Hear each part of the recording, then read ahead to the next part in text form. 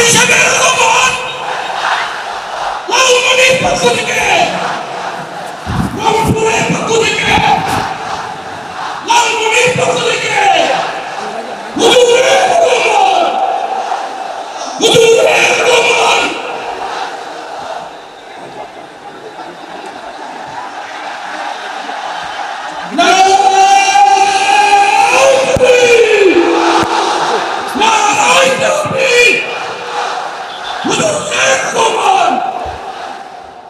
সকল প্রশংসার মালিককে, সকল ক্ষমতার উৎসকে। কেউ যেটা পারে না পারে কে, কেউ যেটা দেখে না দেখে কে, কেউ যেটা দেয় না দেয় কে। সে আল্লাহ রাব্বুল ইজ্জা ওয়াল জালালের দরবারে আমরা শুকরগুজার হচ্ছি। আমরা সবাই আওয়াজ করে পড়ে নিচ্ছি কালিমাতুশ শুকর, আলহামদুলিল্লাহ। গলা ছেড়ে দিয়ে আওয়াজ করে, প্রিয় লালমনিরহাটের ভাইয়ের আওয়াজ করে সবাই পড়ুন, রব্বানা লাকাল হামদ হামদান কাসীরান তাইয়িবান মুবারাকান ফীহি ইয়া রাব্বি লাকাল হামদু কামা ইয়ানবাগি লিজালালি ওয়াজহিকা ওয়া আযীমি সুলতানিকা লাকাল হামদু বিল ঈমান লাকাল হামদু বিল ইসলাম লাকাল হামদু বিল কুরআন। আমরা আল্লাহ রাব্বুল ইজ্জা ওয়াল জালালের দরবারে শুকরিয়া জ্ঞাপনের পাশাপাশি আজকের এই প্রোগ্রামের ইন্তেজামিয়া কমিটি, ইসলামিক সোসাইটি লালমনিরহাটকে অন্তরের অন্তঃস্থল থেকে ধন্যবাদ জানাতে চাই, শুভেচ্ছা জানাতে চাই। যারা দীর্ঘদিন টানা পরিশ্রম শেষে আজকে লালমনিরহাট জেলায়, যেটা আমার বেসিকলি রংপুর বিভাগের প্রোগ্রাম ছিল, এই ঐতিহাসিক প্রোগ্রামের আয়োজন তারা করেছে, আলহামদুলিল্লাহ। আজকের প্রোগ্রামে সম্মানিত সভাপতি, প্রধান অতিথি, বিশেষ অতিথি, মঞ্চে উপবিষ্ট আপনাদের অত্র এলাকার মা ও মাটির সন্তানেরা, নেতৃবৃন্দ, কমিউনিটি লিডার্স, লালমনিরহাট জেলার সম্মানিত ব্যবসায়ী ভাইয়েরা, চাকরিজীবী ভাইয়েরা,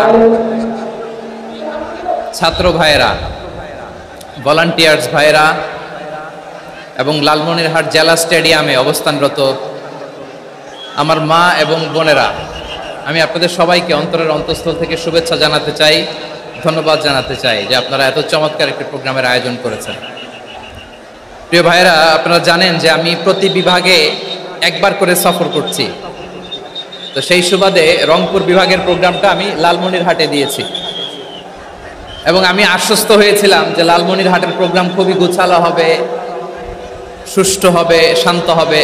সেটার নমুনা আলামত আমি দেখতে পাচ্ছি, আলহামদুলিল্লাহ। সবাই খুবই সুশৃঙ্খল, লক্ষ লক্ষ তাওহীদি জনতা, পেছনে অনেকে জায়গা পায় নাই কিন্তু কোনো আওয়াজ নাই, সবাই দাঁড়িয়ে আছে। এলইডি স্ক্রিন আছে, আপনারা স্ক্রিনে দেখতে পাচ্ছেন, আলহামদুলিল্লাহ। আমি সবাইকে দেখতে পাচ্ছি, মাশাআল্লাহ মাশাআল্লাহ। শান্ত হয়ে আপনারা বসুন, অল্প কিছু সময় কথা বলার সুযোগ আমি পাবো।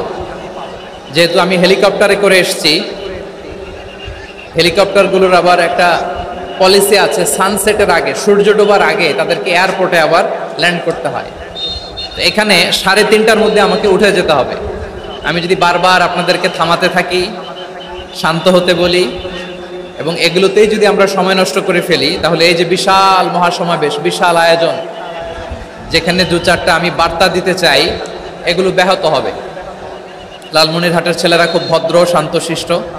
আসার পর থেকে আমাকে রিসিভ করা থেকে শুরু করে স্টেজে আনা থেকে শুরু করে, এবং আলহামদুলিল্লাহ তরুণ জেনজি শ্রোতাদেরকে আমি দেখতে পাচ্ছি, তারা খুবই কোঅপারেটিভ, সহযোগিতা করার, কোঅপারেট করার, অ্যাসিস্ট করার মানসিকতা আমার ভাইদের আছে, আলহামদুলিল্লাহ আলহামদুলিল্লাহ। আমি চাইবো আমরা একটু নীরব, নিস্তব্ধ পরিবেশ তৈরি করার একটু চেষ্টা করব। প্রচণ্ড রোদ, আপনাদের যেমন কষ্ট হচ্ছে আমারও কষ্ট হচ্ছে। ওনারা বলেছিল স্টেজকে সরাবে, উপরে পর্দা দিবে। আমি বললাম দরকার নাই, যেই পরিস্থিতিতে আছি আমরা বসি, শান্ত হইতে হবে। এখানে আমি শান্ত হইতে বলবো, ভলান্টিয়ার্সরা মাইক নিয়ে শান্ত হইতে বলবে, আমাদের সম্মানিত উপস্থাপক উনি শান্ত হইতে বলবে। এগুলোর অপেক্ষায় না থেকে নিজ দায়িত্বে আমরা সবাই শান্ত থাকি যাতে লালমনিরহাটের এই প্রোগ্রাম একটা ইতিহাস হয়ে থাকে বাংলাদেশে, ঠিক কিনা বলেন? যখন আমি সময় দিব, শাউট করতে বলবো, নয়েজ করতে বলবো, তখন নয়েজ করতে হবে আওয়াজ করে। আর যখন কথা বলবো তখন একেবারে চুপ থাকতে হবে, একেবারে চুপ। মাশাআল্লাহ, হ্যাঁ ঠিক আছে, একেবারে চুপচাপ, একেবারে চুপচাপ থাকতে হবে। ধুলা উড়ানো যাবে না, সামনে আগানো যাবে না। নিজের সুবিধা নিরাপত্তা বুঝতে হবে। এটা কোনো রাজনৈতিক সমাবেশ না, এখানে লাফালাফি, চিৎকার চেঁচামেচি, হাত দেখানোর দরকার নেই। হাত দেখানোর পর্ব শেষ। এখানেও ঠান্ডা হয়ে গেছে, মাশাআল্লাহ, হ্যাঁ মাশাআল্লাহ। আমাদের ভলান্টিয়ার্স ভাইরা, আমাদের স্বেচ্ছাসেবক ভাইরা, আইন শৃঙ্খলা রক্ষাকারী ভাইরা অনেক চেষ্টা করতেছে, মাশাআল্লাহ, very good. I am very happy to C this scenario, মাশাআল্লাহ, আলহামদুলিল্লাহ। আমি একটু দেখতে চাই যে রংপুর বিভাগের কে কোন জেলা থেকে আপনারা এসেছেন। কুড়িগ্রাম থেকে কারা এসেছেন দেখি, কুড়িগ্রাম, মাশাআল্লাহ মাশাআল্লাহ। আচ্ছা, গাইবান্ধা জেলার কে আসছেন? গাইবান্ধা, মাশাআল্লাহ। ঠাকুরগাঁও অনেকে আসছেন। দিনাজপুর জেলা থেকে, মাশাআল্লাহ। নীলফামারী, ঠিক আছে, ফি আমানিল্লাহ। পঞ্চগড় অনেক আসছে। রংপুর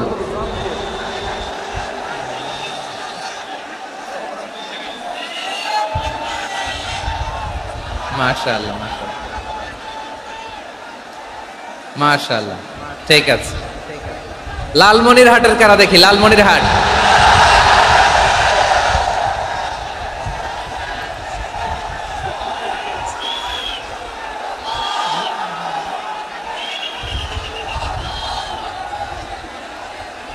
মাশাআল্লাহ মাশাআল্লাহ মাশাআল্লাহ।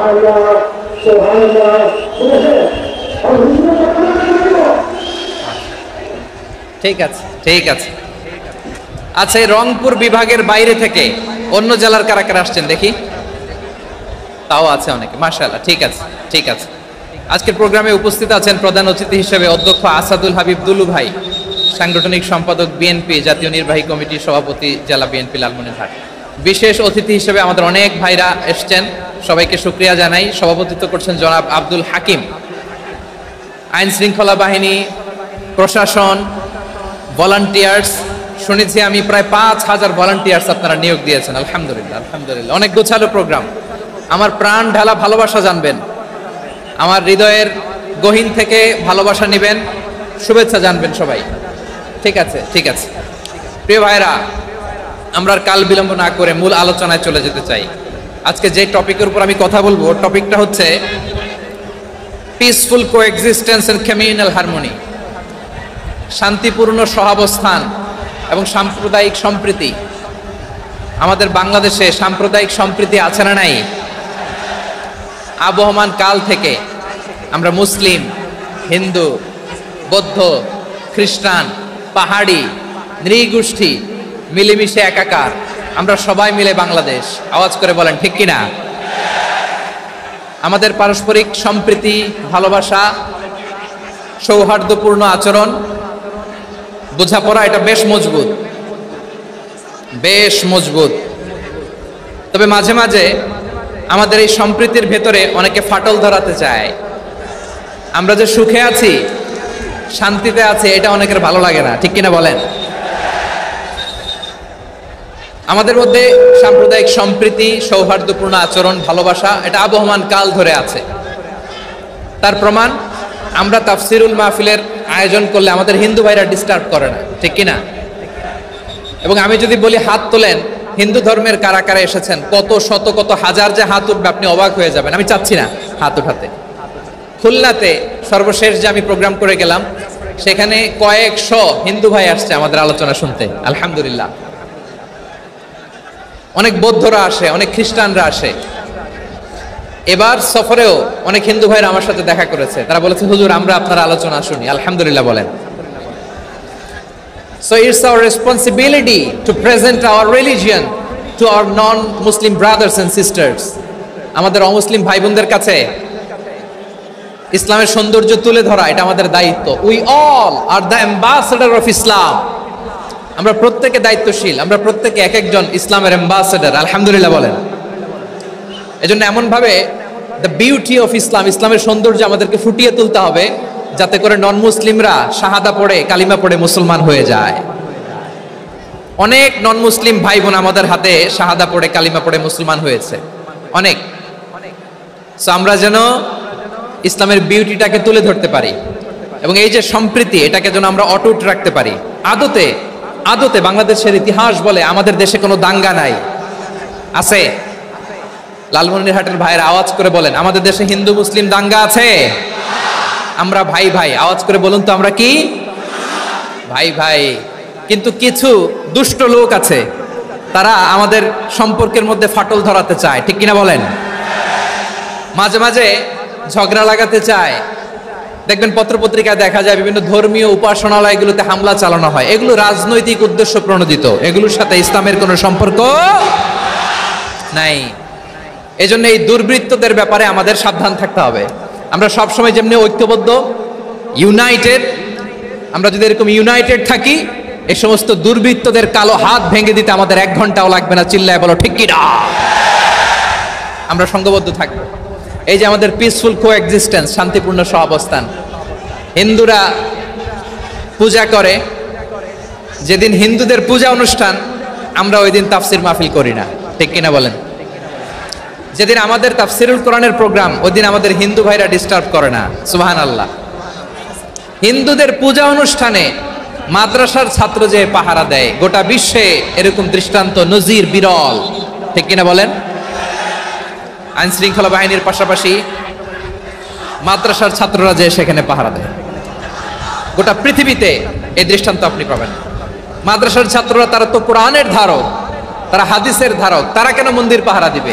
এই সম্প্রীতিকে ধরে রাখার জন্য, এই সৌহার্দ্যকে ধরে রাখার জন্য, আমাদের পারস্পরিক ভালোবাসাকে অটুট রাখার জন্য। আওয়াজ করে বলতে হবে, ঠিক কিনা? এখন বলেন, আমাদের এই ভালোবাসা অটুট থাক, আমরা চাই কি চাই না? আমরা হিন্দু মুসলিম মিলেমিশে শান্তিপূর্ণ সহাবস্থান, সাম্প্রদায়িক সম্প্রীতি। লালমনিরহাটের ভাইয়ের আওয়াজ করে বলুন, এই সাম্প্রদায়িক সম্প্রীতি আমরা চাই কি চাই না? আল্লাহ এই দেশকে তুমি বরকতময় করো, বাংলাদেশকে তুমি শান্তিময় করো। আওয়াজ করে সবাই বলেন আমিন। এই জায়গাটাতে সামান্য একটু আওয়াজ হচ্ছিল, এটাও থেমে গেছে, আলহামদুলিল্লাহ আলহামদুলিল্লাহ। এখন একেবারে everything is in my control, মাশাআল্লাহ। ঠিক আছে, আমি মূল আলোচনায় যাই। প্রিয় ভাইরা, আমি বলেছিলাম আমার আলোচনার বিষয় হচ্ছে শান্তিপূর্ণ সহাবস্থান, সাম্প্রদায়িক সম্প্রীতি। আমরা দেখব ইসলাম আমাদেরকে কি কি দিক নির্দেশনা দেয়। শান্ত হইতে হবে, খরগোশের কানের মতো কান দুটো আমার দিকে করে রাখেন। আমি এখনো উঠে যাব, হাত মারায় লাভ নাই, আমি উঠে যাব। তাকায় থাকো আর কান খাড়া, আওয়াজ হবে না। হ্যাঁ, মাশাআল্লাহ মাশাআল্লাহ, ঠিক আছে। আমরা দেখব যে রাসূল সাল্লাল্লাহু আলাইহি ওয়াসাল্লাম এই পিসফুল কোএক্সিস্টেন্সের জন্য আমাদের কি শিখিয়েছেন, কি কি গাইডলাইন দিয়েছেন। আমরা 1 2 3 4 করে এগুলো আপনাদের সাথে শেয়ার করব। আমি আপনাদের খেদমতে সূরাতুল আনআমের 108 নম্বর আয়াত তেলাওয়াত করেছি। এখানে আল্লাহ রাব্বুল ইজ্জা ওয়াল জালাল তিনি ইরশাদ করছেন, ওয়ালা তাসুব্বুল্লাযীনা ইয়াদউনা মিন দুনিল্লাহি ফায়াসুব্বুল্লাহা আদওয়াম বিগাইরি ইলম কাযালিকা যায়্যান্না লিকুল্লি উম্মাতিন আমালাহুম সুম্মা ইলা রাব্বিহিম মারজিউহুম ফায়ুনাব্বিউহুম বিমা কানু ইয়ামালুন। রব্বুল আলামিন বলেন, গোলাম ও আমার ইমানদার বান্দারা, শোনো শোনো, ও আমার বিশ্বাসী বান্দারা, শোনো শোনো। লা তাসুব্বুল্লাযীনা ইয়াদউনা মিন দুনিল্লাহ ফায়াসুব্বুল্লাহা আদওয়াম বিগাইরি ইলম। ও আমার বিশ্বাসী বান্দারা, যারা আল্লাহকে ব্যতি রেখে, আল্লাহকে বাদ দিয়ে অন্য উপাস্যকে ডাকে, দেবীর পূজা করে, দেবতাদের পূজা করে, তোমরা খবরদার তাদের গালি দিও না। আওয়াজ করে বলেন, কি দিও না? আল্লাহ বলেন, ও বিশ্বাসীরা শোনো, যারা আল্লাহকে বেছে রেখে দেব দেবীর পূজা করে, অন্য উপাস্যের পূজা করে তাদেরকে ডাকে, ওই দেবতাদেরকে তোমরা গালি দিও না। যদি ওই দেবতাদেরকে গালি দাও তাহলে ভুলবশত, শত্রুতাবশত তারা তোমাদের রব আল্লাহকে গালি দেবে, ঠিক কি না? তোমরা যদি তাদের দেবতাদের গালি দাও, ওরা রেগে তোমার আল্লাহরে গালি দিবে, তাহলে আল্লাহরে গালি খাওয়ানোর কারণ হয়ে গেলাম আমি, ঠিক কি না বলেন?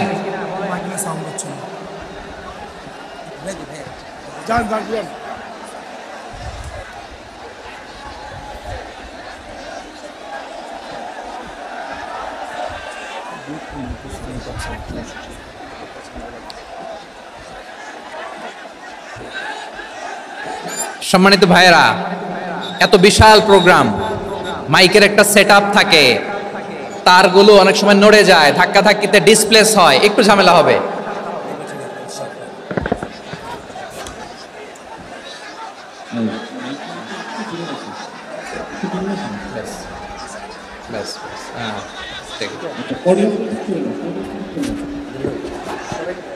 ঠিক আছে, একটু একটু সমস্যা হবে মাঝে মাঝে, আপনারা শান্ত থাকলে, শান্ত থাকতে হবে। এইভাবে সাউন্ড নাই, এই নাই, এই বলতে বলতে আমার সময়ও নাই, উঠে যেতে হবে, এগুলো বোকামি। এই বিভাগীয় প্রোগ্রামগুলোতে যাই, চিৎকার চেঁচামেচি করে তোমরা আসো, সময় শেষ আমাকে উঠে যেতে হয়, আমরা তো বঞ্চিত হলাম। গুরুত্বপূর্ণ অনেক কথা শোনাবো তোমাদের, অনেক। প্রিয় ভাইরা, আপনারা শান্ত হয়ে বসুন, শান্ত হয়ে। রব্বুল আলামিন বলেন, খবরদার বিশ্বাসীরা, আল্লাহ ছাড়া যারা অন্যান্য উপাস্যদেরকে ডাকে, দেবতাদেরকে ডাকে, তাদেরকে তোমরা গালি দিও না। ওই সমস্ত দেবতাদেরকে যদি তোমরা গালি দাও তাহলে তারা আল্লাহকে গালি দিবে, ঠিক কিনা বলেন? আমরা দেবতাদের গালি দিলে ওরা আল্লাহকে গালি দিবে। রব্বুল আলামিন বলেন, খবরদার দেবতাদেরকে গালি দিও না, তাহলে ওরা তোমার রব আল্লাহরে গালি দেবে। প্রতিটি জাতির জন্য তাদের কাজকে আমি আল্লাহ সুশোভিত করে রেখেছি, তারা সবাই একদিন আমার কাছেই ফিরে আসবে, এরপর আমি রব্বুল আলামিন তাদের আমলনামা তাদেরকে জানিয়ে দেব। সুবহানাল্লাহ পড়ে। প্রিয় ভাইয়েরা, আল্লাহ তাআলা বলেছেন খবরদার গালি দিও না। আদেশটা কার? আওয়াজ করে বলেন তো। হিন্দুদের দেবতা দেবদেবীদেরকে গালি দেওয়া যাবে না, আওয়াজ করে বলুন প্রিয় ভাইয়েরা, এই আদেশটা কার? এই আপনাদের গলার আওয়াজ। অন্য ধর্মের দেবতাদেরকে যে গালি দেওয়া যাবে না, এই আদেশটা কার? আরো জোরে বলুন, কার? গালি দিবেন কোন দেবতাকে? দিবেন? যদি দেন তাহলে ওরা আল্লাহরে গালি দিবে, তাহলে আল্লাহরে গালি খাওয়াইলো কে? আপনি, ঠিক কিনা বলেন? আমি আল্লাহকে গালি খাওয়ানোর কারণ হলাম, কারণ আমি যদি গালি না দিতাম ওরা আমার রবকে গালি দিত না। আওয়াজ করে বলেন ঠিক কিনা? তাহলে প্রিয় ভাইয়েরা, ইসলাম আমাদেরকে শিখায়, সূরাতুল আনআমের 108 নম্বর আয়াত থেকে আমরা বুঝলাম কোন ধর্মকে ছোট করা যাবে না। অন্য ধর্মকে ছোট করা মানে ইসলামকে ছোট করা। অন্য ধর্মের দেবতাকে গালি দেওয়া মানে আল্লাহকে গালি খাওয়ানো। আওয়াজ করে বলেন ঠিক কিনা? খবরদার, এটা করা যাবে না। আর অন্য ধর্মের দেবতাকে যদি আপনি গালি দেন, ওরা ইসলাম থেকে দূরে সরে যাবে। যাও ইসলামের প্রতি আকৃষ্ট হয়েছিল আর কোনোদিন ইসলামের ধারে কাছে আসবে না। আওয়াজ করে বলেন ঠিক কিনা? এজন্য কখনো কোনোদিন অন্য ধর্মের দেবতাদেরকে গালি দেওয়া যাবে না। অন্য ধর্মের কোনো দেবতাদেরকে আমরা গালি দিব না, গালি দিব না, বরং ইসলামের beauty, the beauty of Islam, ইসলামের সৌন্দর্যকে আমরা তুলে ধরব। আমরা যদি বিশ্বনবী সাল্লাল্লাহু আলাইহি ওয়াসাল্লামের জীবনের দিকে তাকাই, তাহলে আমি দেখব বিষ্ণু ইসলাম মক্কাতে কিংবা মদিনাতে অন্য ধর্মের লোকদের সাথে খুব পিসফুলি লাইফ লিড করেছেন। হোক মুশরিক, হোক খ্রিস্টান, হোক ইহুদি, বিশ্বনবী সবার সাথে মিলেমিশে ছিলেন। আলহামদুলিল্লাহ বলেন। ইসলাম হচ্ছে পিসফুল রিলিজিয়ান। অন্য ধর্মের প্রতি সহনশীলতার সবক ইসলাম আমাদেরকে দেয়। কিন্তু প্রতিটি মুসলিমের এটা মনে রাখতে হবে, আল্লাহর কাছে পছন্দনীয় গ্রহণযোগ্য ধর্ম, জীবনাদর্শ একটি, সেটা হচ্ছে ইসলাম। আওয়াজ করে বলেন সেটা কি? লালমনিরহাটের ভাইয়েরা আওয়াজ করে বলুন, আল্লাহর কাছে মনোনীত ধর্ম একটি, সেটা কি? এজন্য রব্বুল আলামিন বলেন, ইন্নাদ-দীনা ইনদাল্লাহিল ইসলাম, আল্লাহর কাছে মনোনীত গ্রহণযোগ্য অ্যাকসেপ্টেড ধর্ম মতাদর্শ একটা, সেটা হলো ইসলাম। ইসলাম ছাড়া অন্য কোনো ধর্ম যদি কেউ তালাশ করে, তার ওই ধর্ম আল্লাহ গ্রহণ করবে না। ওমাই ইয়াবতাগি গায়রাল الإسلام دينا فلن يقبل منه وهو في الآخرة من الخاسرين.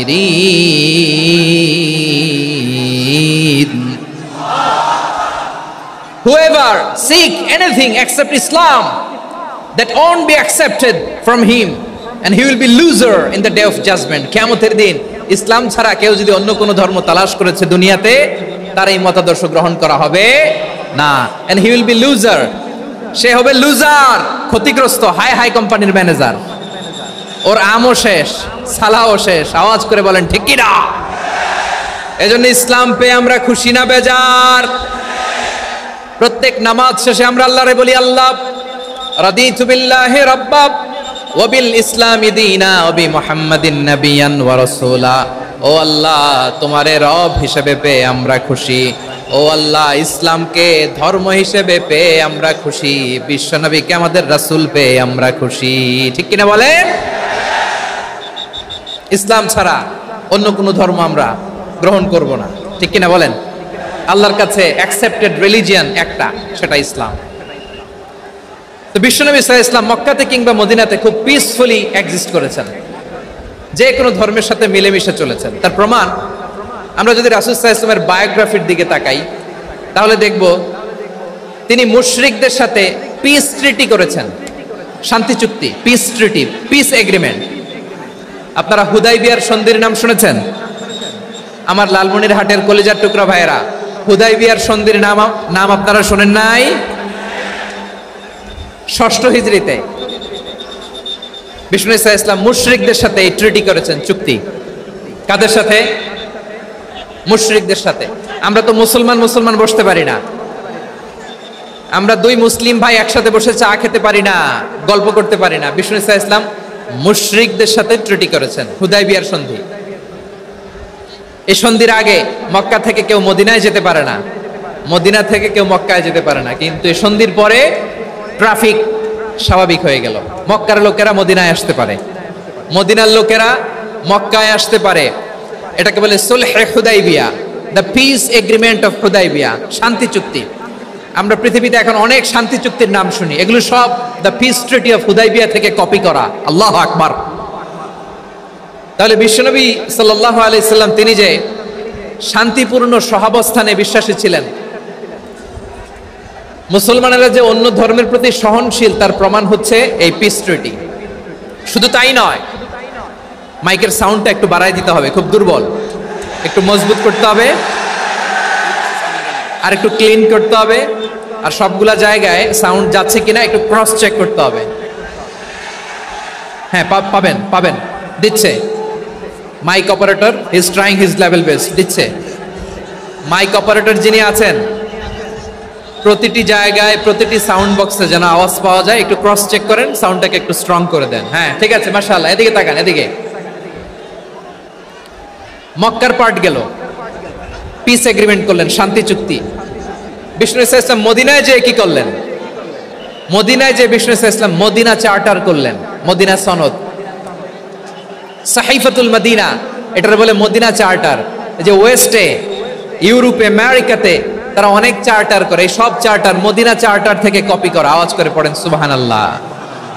বিষ্ণু ঈসা ইসলাম মদিনায় গেলেন, মদিনাতে মুসলিম, মুশরিক, ইহুদি, এই তিন ধর্মের লোক মিলে সব স্টেক হোল্ডার যারা আছে সবাইকে নিয়ে বিষ্ণু ঈসা ইসলাম মদিনা চার্টার করলেন, মদিনা সনদ। পড়েন সুবহানাল্লাহ।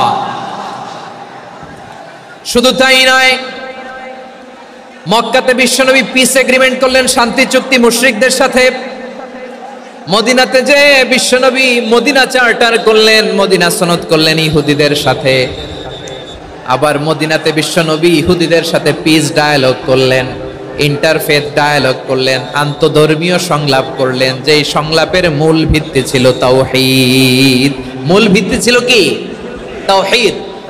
বিশ্বনবী ইহুদিদেরকে ডাকলেন, আহ্বান করলেন, কুল ইয়া আহলাল কিতাবি তাআলাউ ইলা কালিমাতিন সাওয়াইন বাইনানা ওয়া বাইনাকুম আল্লা না'বুদা ইল্লাল্লাহ ولا نشرك به شيئا ولا يتخذ بعضنا بعضا أربابا من دون الله فإن تولوا فقولوا اشهدوا بأننا مسلمون سبحان الله পড়েন বিশ্বনবী মদিনার ইহুদিদের ডেকে বললেন ও ইহুদিরা শোনো শোনো আসো এমন একটা আদর্শের প্রশ্নে আমরা একত্রিত হই যে আদর্শের প্রচার তোমাদের নবীরাও করেছে আমিও করি যে আদর্শের কথা তোমাদের পবিত্র ধর্মগ্রন্থগুলোতে আছে আমার কোরআনেও আছে সেটা হলো তাওহীদ আমরা এক আল্লাহ ছাড়া কারো ইবাদত করব না আল্লাহর সাথে কাউরে শরীক করব না আল্লাহ ছাড়া কাউরে রব মানব না পড়েন সুবহানাল্লাহ তাহলে আমার প্রিয় লালমনিরহাটের ভাইরা মদিনাতে যে তিনি মদিনা চার্টার করলেন মদিনা সনদ পিস ডায়ালগ করলেন শান্তির সংলাপ ইন্টারফেথ ডায়ালগ করলেন আন্তধর্মীয় সংলাপ যার ভিত্তি ছিল তাওহীদ সুবহানাল্লাহ পড়েন তাহলে অন্য ধর্মের প্রতি সব সময় ইসলাম সহনশীল টলারেন্স যদি আপনি দেখতে চান ইসলামের নবী বিশ্ব নবীর দিকে তাকান ঠিক কিনা বলেন আমরা তো সংখ্যালঘুদের রাইটস প্রোটেক্ট করার জন্য কত আইন বানাই কত বৈঠক করি কত সংবাদ সম্মেলন করি বিষ্ণু সাল্লাল্লাহু আলাইহি ওয়াসাল্লাম সংখ্যালঘুদের রাইটসের ব্যাপারে অধিকারের ব্যাপারে যে কথা বলেছেন শুনলে আপনি অবাক হয়ে যাবেন বিশ্বনবী বলেন আলা মান যালামা মুআহাদান আও ইনতাকাসাহু আও কাল্লাফাহু ফাওকা তাআতিহি আও কাল্লাফাহু ফাওকা তাকাতিহি আও আখাযা মিনহু শাইআন বিগাইরি তিবি নাফসিন ওয়া আনা হাজিজুহু ইয়াউমাল কিয়ামা খবরদার জেনে রাখো কেউ যদি কোনো সংখ্যালঘুর উপরে অত্যাচার করে কোনো সংখ্যালঘুর প্রাপ্য থেকে যদি কেউ কাউকে ঠকায় সংখ্যালঘুর উপর যদি কেউ কষ্ট দেয় কোনো সংখ্যালঘুর সম্পদ যদি কেউ জোর করে কেড়ে নেয় আমি কিয়ামতের দিন বিশ্বনবী ওই সংখ্যালঘুর পক্ষে আর ওই মুসলমানদের বিপক্ষে বাদী হয়ে দাঁড়াবো সুবহানাল্লাহ বলতে পারলেন না আল্লাহু আকবার আপনি নামাজি আপনি মুসল্লি আপনি হাজী সাহেব তাহাজ্জুদ পড়তে পড়তে কপালে দাগ ফেলে দিবেন আপনার প্রতিবেশী হিন্দু ভাবছেন আমার তো পাওয়ার আছে ওর জমিটা দখল করি বিশ্বনবী বলেন কিয়ামতের দিন ওই হিন্দুর পক্ষে তোর বিরুদ্ধে আমি বাদী হয়ে দাঁড়াবো পৃথিবীর কোন ধর্মে এরকম স্টেটমেন্ট পাবেন পাবেন আপনি ভাবছেন আপনি নামাজ পড়লে হাজী সাহেব কপালে দাগ ফেলায় দিলে আপনি সেলসেলায় জান্নাতে চলে যাবেন না খবরদার বিশ্বনবী বলেন কোন সংখ্যালঘুর উপর যদি কেউ আক্রমণ করে তার প্রাপ্য তাকে না দিয়ে যদি তাকে ঠকায় তার উপর জুলুম করে তার সম্পদ যদি কেড়ে নেয় আমি নবী তুমি মুসলিম হইতে পারো মুসল্লি হইতে পারো তার পক্ষে তোমার বিপক্ষে আল্লাহর দরবারে বাদী হয়ে দাঁড়াবো আচ্ছা লালমনিরহাটের ভাইরা কথা বুঝতে পারলে আওয়াজ করে উত্তর দেন বিশ্বনবী যদি কারো বিপক্ষে দাঁড়ায় কিয়ামতের দিন আই রিপিট আমি আবারও বলছি বিশ্বনবী যদি কিয়ামতের দিন কারো বিপক্ষে দাঁড়ায় ও তো সেলসেলায়া জান্নাতি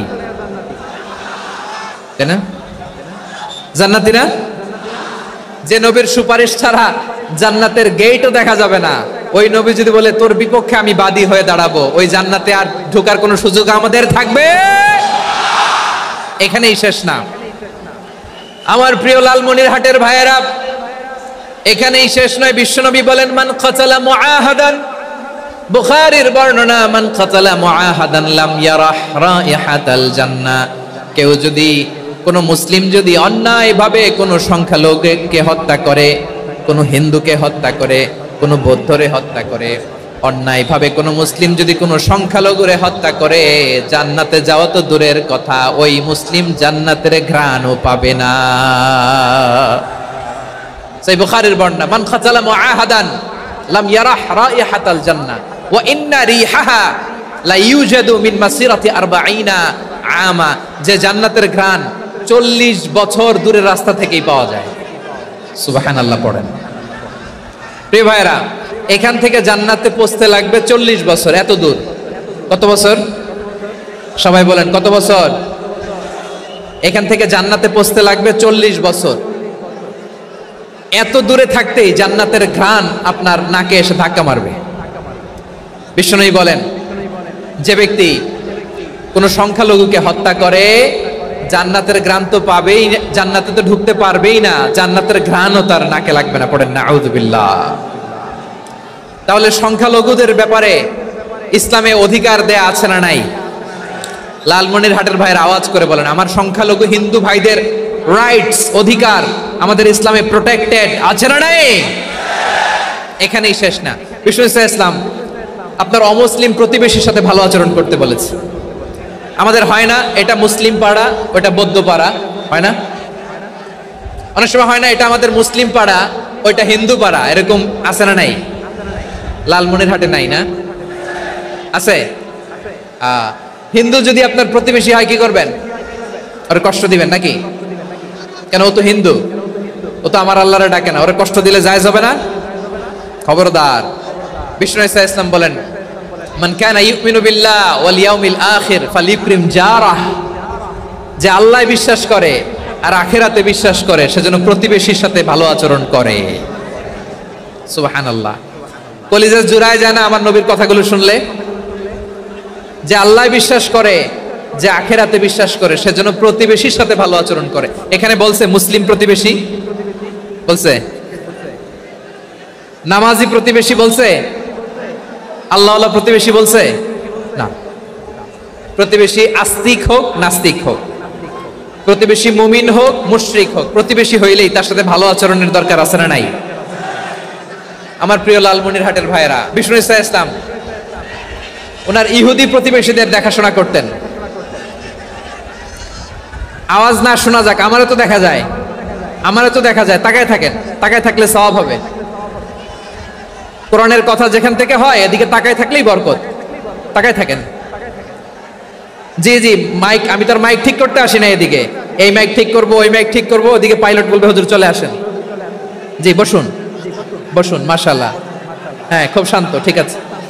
পুলিশ ভাইরা না খেয়ে দিনরাত আপনারা যাতে সুশৃঙ্খল একটা প্রোগ্রাম উপহার পান এটাই চেষ্টা করতেছে, আপনাদেরকে কষ্ট দিতে আসে নাই, একটু একটু সহযোগিতা করেন। জি মাশাআল্লাহ, হ্যাঁ ঠিক আছে। আমার প্রিয় ভাইরা, প্রতিবেশী আস্তিক হোক নাস্তিক হোক, মুসলিম হোক হিন্দু হোক, তার সাথে ভালো আচরণ করতে হবে। বিষ্ণু ইসলাম ওনার ইহুদি প্রতিবেশীর বাসায় যেতেন। কোন প্রতিবেশী?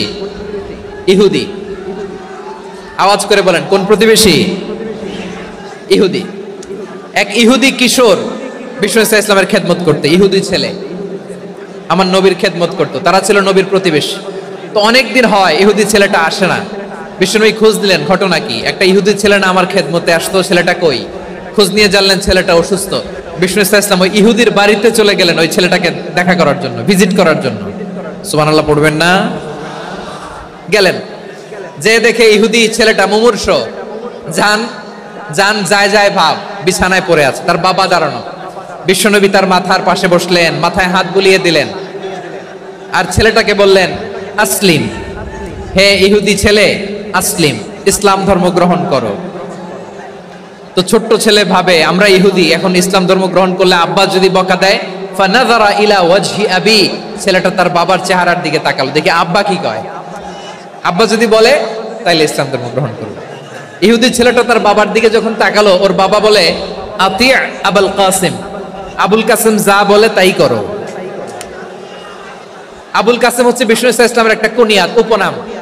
আমার রাসূলের বড় ছেলের নাম ছিল কাসেম। যেমন দেখবেন আমাদের এলাকায় কারো ছেলের বড় ছেলের নাম যদি হয় আব্দুল্লাহ, এরা আব্দুল্লাহর বাপ বলে ডাকে। কারো বড় মেয়ের নাম যদি হয় ফাতেমা, এরা কি ডাকে? ফাতেমার বাপ বলে না? তো বিষ্ণু ইসলামের বড় ছেলের নাম ছিল কাসেম। ইহুদি বাবা বলল আতি আবুল কাসেম, আবুল কাসেম যা বলে তাই শোনো, মানে মোহাম্মদ যা বলে তাই শোনো। এই কথা শুনে ছেলে সাহস পাইছে, ছেলে আবার পড়তে আরম্ভ করলো আশহাদু আল্লাহ ইলাহা ইল্লাল্লাহ ওয়া আশহাদু আন্না মুহাম্মাদার রাসূলুল্লাহ। পড়েন আল্লাহু আকবার। বিশ্বনবীর আহ্বান শুনে ওই আহ্বানে সাড়া দিয়ে ইহুদি ছেলে শাহাদা পড়ে মুসলমান হয়ে গেল। তার হৃদয়টারে ঈমানের নূর দিয়ে আলোকিত করে দিল কে? প্রিয় ভাইরা, এবার রাসূল সাল্লাল্লাহু আলাইহি ওয়াসাল্লাম বের হয়ে আসলেন ঘর থেকে, আর বললেন আলহামদুলিল্লাহিল্লাযী আনকাযাহু মিনান নার। প্রশংসা সে আল্লাহর, যে আল্লাহ জাহান্নামে চলে যাচ্ছিল প্রায় এমন একটা লোককে মুহূর্তের মধ্যে কালেমায়ে শাহাদাতের বদৌলতে জান্নাতি বানায় দিলেন। আওয়াজ করে পড়েন সুবহানাল্লাহ। এই হাদিস থেকে আমরা কি শিখলাম? What is the moral of the story? এক নম্বর স্টোরি হলো, প্রতিবেশী ইহুদি হোক হিন্দু হোক, যাবেন, সুসম্পর্ক রাখবেন, উপহার দিবেন, বিপদে পাশে দাঁড়াবেন, তাইলেই তো আপনাদের প্রতি, মুসলমানদের প্রতি তারা আকৃষ্ট হবে, ঠিক কিনা বলেন? আপনি যদি হিন্দুদের সাথে বৌদ্ধদের সাথে নাই মিশেন, নাস্তিকের কাছে নাই যান, তো ইসলামের সৌন্দর্যটা ওরা বুঝবে কেমনে? আমার অনেক হিন্দু পরিচিত ভাই আছে, ওরা আমাদের ইফতারির প্রোগ্রামে এসে একসাথে ইফতারি করে। অনেক মদখোর আমার সাথে বসে একসাথে ডিনার করে, হাফ প্যান্ট পরা, গলায় স্বর্ণের চেইন, হাতে স্বর্ণের ব্রেসলেট, আইসা আমার সাথে ডিনার করছে, আছে এরকম। গাঁজাখোর, আমি বলে আসো, welcome welcome to my dinner, আসো বসো, বসলেই তো আমি ওর ডিএনএ, চিন্তার ডিএনএ চেঞ্জ করে দেওয়ার সুযোগ পাবো, চিল্লায় বলো ঠিক কি না? আসতে হবে আমার কাছে। Our door is open, the door of Islam is open 24/7। সব সময় আমাদের ইসলামের দরজা আমার অমুসলিম ভাইদের জন্য খোলা আছে না নাই? এই হাদিস থেকে দুইটা শিক্ষা। এক নম্বর শিক্ষা, প্রতিবেশী মুসলিম হোক অমুসলিম হোক, যান, অসুস্থ হইলে একটু আপেল নিয়ে যান, আঙ্গুর নিয়ে যান, কমলা নিয়ে যান, তাদের সাথে ভালো আচরণ করেন। ইসলামের বিউটি দেখে, সৌন্দর্য দেখে অবাক হবে, নসিব ভালো হলে কোনোদিন কালিমা পড়ে মুসলমান হয়ে যাবে, ঠিক কিনা বলেন? তাহলে অমুসলিমের সাথে ভালো সম্পর্ক। বিশ্বনবী ইহুদির বাড়িতে গেলেন, ইহুদির বাড়ি, আর আমার মুসলমান ভাই আমার কাফের বলে, এরকম আছে না নাই? মুসলিমরা দেখতে পারে না, সহ্য করতে পারে। বিশ্বনবী সাল্লাল্লাহু আলাইহি ওয়াসাল্লাম ইহুদির বাড়িতে গেলেন, এটা একটা শিক্ষা। আরেকটা শিক্ষা হলো, ভাইরা ধাক্কা মেরে এসে সামনে এসে কি লাভ? প্রোগ্রাম তো শেষ হচ্ছে, এখনই শেষ হচ্ছে তো। এই যে আমাদের বকশি ভাই ওয়াদা নিল, হাত তোলালো, মিম বলে এত কথা বললো, তো আমি জেলায় জেলায় যে খালি হাত নাড়াই তোমাদের জন্য নাকি? হ্যাঁ, হাত নাড়াই শুধু। এই ধাক্কাইতে ধাক্কাইতে এদিকে এসে হাত নাড়াইতেছে, হয়েছে তো, দেখলাম তো, ঠিক আছে, মাশাআল্লাহ, অনেক সুশৃঙ্খল, অন্যান্য যে কোনো জেলার চেয়ে অনেক সুশৃঙ্খল। আমার দিকে তাকাও, আমার দিকে তাকাও, ঠিক আছে। এই যে দাঁড়িয়ে আছে, একটা ছেলে নড়ে না, দেখছেন? মাশাআল্লাহ মাশাআল্লাহ মাশাআল্লাহ। হ্যাঁ, এইভাবেই। আর কয়েকটা মজাদার কথা আছে, শোনো। এই হাদিস থেকে আমাদের শিক্ষা হলো, আমার প্রতিবেশী যেই ধর্মের হোক আমি সম্পর্ক রাখবো। অসুস্থ হলে যাব, কি বলেন ভাইরা? যাবেন না? যাবেন না আপনারা? আচ্ছা, 2 নম্বর শিক্ষা হলো, বিষ্ণু ইসা ইসলামের খাদেম ছিল ইহুদি, এতদিন খেদমত করলো, একদিনও বিশ্বনবী ওরা কালিমার দাওয়াত দেয় নাই। কারণ কি? বিশ্বনবী একটা ভালো সময়ের অপেক্ষা করতেছিলেন, প্রপার টাইমিং। দাঈর কাজ হচ্ছে দাঈ ইলাল্লাহ, সে হচ্ছে সুযোগ সন্ধানী। দাঈ সুযোগ খোঁজে, কখন দাওয়াত দিলে ব্যাটে বলে হবে, ঝোপ বুঝে কোপ মারে, ঠিক কিনা বলেন? বিষ্ণু ইসলাম ভালো সময়ের অপেক্ষা করতেছিলেন, দেখি ভালো সময় আসুক আসুক আসুক আসুক। আস্তে আস্তে এমন সময় আসছে, ছেলে এবার মুমূর্ষ, অসুস্থ ব্যক্তির হৃদয় অত্যন্ত নরম থাকে। হসপিটালে যখন কেউ যায় তার হৃদয়টা বড্ড নরম থাকে, মৃত্যুর ভয়ে তার অন্তরটা নরম থাকে, ঠিক কিনা বলেন? এই প্রপার টাইমিং এর অপেক্ষা করতেছিলেন। যখনই টাইমিং পেয়েছেন, দাওয়াত দিলেন, পড়ো লা ইলাহা ইল্লাল্লাহ, সুবহানাল্লাহ পড়েন সবাই। তাহলে ইসলাম অমুসলিম প্রতিবেশীর সাথে ভালো আচরণ করতে বলে। ইসলাম অমুসলিম মাতা পিতার সাথেও ভালো আচরণ করতে বলে। মাতা পিতা যদি অমুসলিম হয়, তারা ফেলে দিতে পারবেন? পারবেন? আমার লালমনিরহাটের ভাইয়েরা, অনেক হিন্দু ছেলে আমাদের হাতে শাহাদা পড়ে মুসলিম হয়, কিন্তু ওর মা মুসলমান হয় নাই, বাবাও হয় নাই, এরকম আছে না নাই? তো ও হয়েছে মুসলিম, মা বাপ হিন্দু, এখন মা বাপ কি বাদ? হ্যাঁ, মা বাপ বাদ দেয়া যাবে? যেই মা আপনারে 9 মাস 8 মাস পেটে ধারণ করলো, আপনার মায়ের নার ছেঁড়া ধন, আপনি ওই মারে বাদ দিতে পারবেন? যে মায়ের বুকের তাজা দুধ খেয়ে আপনি আজকে বাড়ন্ত তাজা তরতাজা, ওই মারে বাদ দেয়া যাবে? মায়ের এক ধারে দুধের দাম, কাটিয়া গায়ের চাম, পাপুষ বানাইলেও ঋণের শোধ হবে না, এমন দরদি ভাবে কেউ হবে না আমার গো। মায়ের এক ধারে দুধের দাম, কাটিয়া গায়ের চাম, পাপুষ বানাইলেও ঋণের শোধ হবে না, এমন দরদি ভাবে কেউ হবে না আমার গো, ঠিক কিনা? মাকে তো বাদ দেওয়া যায় না। وَقَضَى رَبُّكَ أَلَّا تَعْبُدُوا إِلَّا إِيَّاهُ وَبِالْوَالِدَيْنِ إِحْسَانًا। আল্লাহ বলে অবধারিত দুইটা ভার্ডিক্ট তোমাদের জন্য, এক আল্লাহর ইবাদত করবা আর মা বাবার প্রতি ইহসান করবা। আদেশটা কার? মা বাবার প্রতি ইহসান করতে হবে। আমার মা হিন্দু হোক ভালো আচরণ করতে হবে, বৌদ্ধ হোক ভালো আচরণ করতে হবে। আমার যে সমস্ত হিন্দু ভাইয়েরা মুসলিম হয়েছে, তোমাদের মা বাবা এখনো মুসলমান হয় নাই, তাদের সাথে ভালো আচরণ করতে হবে। আপনাদের খেদমত নিজে করতে হবে অথবা খেদমতের ব্যবস্থা করাই দিতে হবে। মান্থলি যে খরচ লাগে এটা দিতে হবে। আরে তুমি এখন মুসলিম, তোমার মা বাবা হিন্দু, এখনই তো সুযোগ ইসলামের সৌন্দর্য দেখানোর। এখন মা বাবা যদি দেখে আরে এটা হিন্দু থাকতে তো বদমাইশ ছিল, বেয়াদব ছিল, কি এমন ধর্ম সে গ্রহণ করলো যেটা গ্রহণের সাথে সাথে সে পাল্টে গেল? কি এমন ধর্ম সে গ্রহণ করেছে যেটা তার জীবনকে আলোকিত করে দিয়েছে? নসিব ভালো হইলে তারাও কালিমা পড়ে মুসলমান হয়ে যাবে। বিষ্ণু ইসলামের স্ত্রীর নাম ছিল আয়েশা রাদিয়াল্লাহু তাআলা আনহা, আবু বকর রাদিয়াল্লাহু তাআলা আনহুর মেয়ে। আবু বকর রাদিয়াল্লাহু তাআলা আনহুর আরেক মেয়ের নাম হচ্ছে আসমা। কি নাম? দুজনই আবু বকর রাদিয়াল্লাহু তাআলা আনহুর মেয়ে, আসমা আর আয়েশা। নাম দুটো কেমন লাগে? আসমা নামটা কেমন লাগে? আয়েশা নামটা কেমন লাগে? সবার ভালো লাগে নাই? নাম দুটো আপনাদের ভালো লাগে? লালমনিরহাটে অনাগত যদি কন্যা সন্তান হয়, যদি মনে চায় আসমা রেখে দিতে পারবেন, যদি মনে চায় আয়েশা রেখে দিয়েন। দেশে বিদেশে এয়ারপোর্টে রাস্তাঘাটে শুধু বলে হুজুর একটা নাম দেন, আমার ছেলের একটা নাম দেন, মেয়ের একটা নাম দেন। আমার মনে আছে যশোরের 8 দিনের মাহফিলে আমি একটা দুইটা নাম দিয়েছিলাম। আজকে লালমনিরহাটের এই প্রোগ্রামে কন্যা সন্তান যদি হয় দুটা নাম দিলাম, আসমা কিংবা আয়েশা।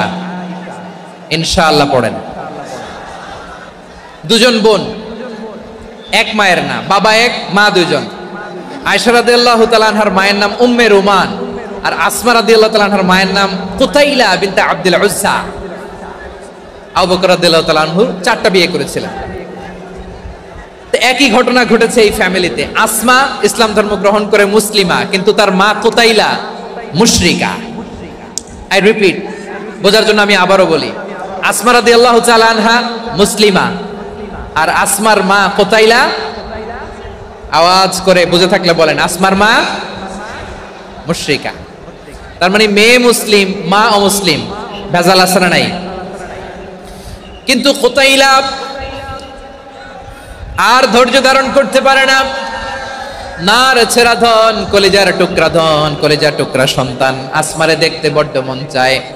সাইয়েদানা আসমা রাদিয়াল্লাহু তাআলা আনহা মক্কা থেকে হিজরত করে মদিনায় চলে গেলেন। হুদাইবিয়ার পর যখন মক্কা মদিনার ট্রাফিক স্বাভাবিক হলো, মক্কার লোক মদিনায় যায়, মদিনার লোক মক্কায় আসে। কুতাইলা কলিজার টুকরা সন্তান আসমারে দেখার জন্য কিছু উপহার নিয়ে বিশাল মরুপথ পাড়ি দিয়ে মক্কা থেকে মদিনায় যায়। সুবহানাল্লাহ বলেন। এখন মা আসছে মেয়ের সাথে দেখা করতে, মেয়ে তো আর দেখা দেয় না। মেয়ে ভাবছে আমার মা তো মুশরিকা, অপবিত্রা, তার সাথে কি দেখা দেয়া যাবে? বিশ্বনবীর দরবারে চলে গেলেন। সুবহানাল্লাহ বলেন। কি সৌভাগ্যবান ছিল তারা, মাসলা জানার দরকার হলেই নবীর দরবারে চলে যেত। ঘরে বউয়ের সাথে ঝগড়া হলে নবীর দরবারে চলে যেত। অনেক সাহাবী বলে আমার পেটে ক্ষুধা লাগলো আমি নবীর কাছে চলে যেতাম, কারণ নবীর চেহারার দিকে তাকালেই আমার পেটের ক্ষুধা মিটে যেত। সাইয়েদানা আসমা রাদিয়াল্লাহু তাআলা আনহা বিশ্বনবীর কাছে চলে গেলেন, যে বললেন ইয়া রাসূলুল্লাহ, হে ইয়া হাবিবাল্লাহ, ইন্না উম্মি কাদিমাতুন ইলাইয়া ওয়া হিয়া রাগিবা। আমার মা মক্কা থেকে অনেক দূর মরুর পথ পাড়ি দিয়ে উপহার সামগ্রী নিয়ে মদিনায় আমার সাথে দেখা করতে এসেছে গো নবী। আমার জানতে বড্ড ইচ্ছে হয় আমি আমার মুশরিকা মায়ের সাথে একটু দেখা করতে পারবো কিনা। আফা আসিলুহা, আগে যেমনি আমি আমার মায়ের সাথে ভালো আচরণ করতাম, যেমনি আমি আমার মায়ের সাথে সদাচরণ করতাম গো নবী, এখন আমি মুসলিমা, মা মুশরিকা, এখনো কি আগের মতো সদাচরণ করতে পারবো নাকি? বিশ্বনবী বললেন নাম সিলিহা, হ্যাঁ রে আসমা, অবশ্যই অবশ্যই, আগে ঠিক যেমন তুমি তোমার মায়ের সাথে ভালো আচরণ করতে, এখনো তেমনি আগের মতো ভালো আচরণ করবা। আওয়াজ করে পড়েন সুবহানাল্লাহ। কি ইসলাম আমরা পেয়েছি!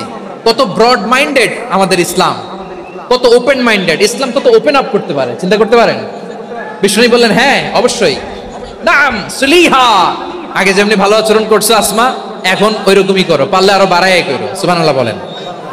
তাহলে আমার যে হিন্দু ভাইয়েরা, হিন্দু বোনেরা, ইমানের বদৌলতে দৌলতে আপনি ধন্য হয়েছেন, আপনার আম্মা আব্বা এখনো মুসলমান হয় নাই, তাদের জন্য দোয়া করেন, তাদের জন্য দোয়া করেন, আল্লাহ যেন তাদেরকেও ইমানের দৌলত দান করে। আমরা সবাই পড়ি আমিন, আরো জোরে পড়েন আমিন। এখন বলেন, ইসলাম কি ন্যারো মাইন্ডেড রিলিজিয়ান না ব্রড মাইন্ডেড? লালমনিরহাটের যুবক ভাইরা আওয়াজ করো, ইসলাম কি ন্যারো মাইন্ডেড না ব্রড মাইন্ডেড? কতটা ব্রড মাইন্ডেড দেখেন। বিশ্বনবী সাল্লাল্লাহু আলাইহি সাল্লাম অমুসলিমরা যদি নবীকে উপহার দিত, ওই উপহারও বিশ্বনবী গ্রহণ করতেন। সুবহানাল্লাহ পড়েন। আপনার অমুসলিম বন্ধু যদি উপহার দেয়, সেটাও আপনি নিতে পারবেন, যেটা নেওয়া জায়েজ। কিন্তু আপনার বন্ধু যদি আপনার মদের বোতল দেয়, নিতে পারবেন? হ্যাঁ, মদের বোতল দিলে পারবেন না। আপনার বন্ধু যদি আপনার পর্ক দেয়, পর্ক, শুকরের গোশত মিশ্রিত কোনো খাবার, ওটা নিতে পারবেন না। হালাল যে কোনো জিনিস নিতে পারবেন। বিশ্বনবী সাল্লাল্লাহু আলাইহি ওয়াসাল্লাম অমুসলিমদের দেয়া হাদিয়া গ্রহণ করতেন। কেমন নবী ছিলেন? আমার নবীরে চিনে নেন, আমার নবীর অ্যাটিটিউড জেনে নেন। বিশ্বনবী সাল্লাল্লাহু আলাইহি ওয়াসাল্লাম যখন কোনো জনপদে যেতেন, 3টা অপশন নিয়ে যেতেন। প্রিয় ভাইয়ের আওয়াজ করে বলতে হবে, কোন জনপদে গেলে আমার নবীর অপশন থাকতো কয়টা? আমার মতো 3 আঙ্গুল উঁচু করে দেখান আর বলুন, আমার নবী কোন জনপদে গেলে কয়টা অপশন নিয়ে যেতেন? 1 নাম্বার অপশন আসলিম তাসলাম। নতুন এলাকায় গেলে বলতেন আসলিম তাসলাম, ইসলাম ধর্ম গ্রহণ করো, শান্তিতে থাকবা, আমার ভাই হয়ে যাবা, আমরা ভাই ভাই, ইসলাম মানো, আমরা ভাই ভাই। অপশন নাম্বার কত? 1। যদি বলে না ইসলাম মানবো না, ওকে, অপশন নাম্বার 2, মুসলিম হওয়ার দরকার নাই, লা ইকরাহা ফিদ্দিন, ইসলামে কোনো বাড়াবাড়ি নাই। খ্রিস্টান আছো থাকো, বৌদ্ধ আছো থাকো, ইহুদি থাকতে চাও থাকো, কিন্তু আমরা যেহেতু রিজিওনাল সুপার পাওয়ার, আমাদের আন্ডারে থাকো, ট্যাক্স দিয়া থাকো, এটার বলে জিজিয়া। আলেম যারা আছেন বুঝবেন, এটার আরবিতে কি বলে? জিজিয়া। You pay us the tax, we will give you the security. তোমরা ট্যাক্স দিবা, আমরা সিকিউরিটি দিব, আমাদের আওতায় থাকবা, কেউ তোমাদেরকে আক্রমণ করতে পারবে না, আমরা নিরাপত্তা দিব। সুবহানাল্লাহ বলেন। এটা অপশন নাম্বার কত? আচ্ছা, বুঝে থাকলে বলেন, 1 নাম্বার অপশন কি ছিল? ইসলাম। ইসলাম মানো, শান্তিতে থাকবা, ভাই ভাই, আমরা ভাই ভাই। অপশন নাম্বার 2, ট্যাক্স দাও, আমরা নিরাপত্তা দিব, মুসলিম হওয়া লাগবে না। এখন 1 নাম্বারও মানে না, 2 নাম্বারও মানে না, মুসলিম হবো না, ভালো, খ্রিস্টান থাকো, ট্যাক্স দাও, আমরা সিকিউরিটি দিব না, এইটাও মানি না। বিষ্ণু বলেন, তাহলে তলোয়ার আমাদের আর তোমাদের মাঝে ফয়সালা করবে। মুসলিমও হব না, ট্যাক্স দিবা, নিরাপত্তা দিব, আমরা সুপার পাওয়ার, আমাদের আন্ডারে থাকবে, এইটাও না। তাহলে তোমাদেরকে তো আমরা বিশ্বাস করতে পারি না, কখন না কখন বিশ্বাসঘাতকতা করো, কার সাথে মিলে হাত মিলাও, তলোয়ার আমাদের মাঝে ফয়সালা করবে। তখন তিনি জেহাদের সশস্ত্র সংগ্রামের ঘোষণা দিতেন। সুবহানাল্লাহ পড়েন।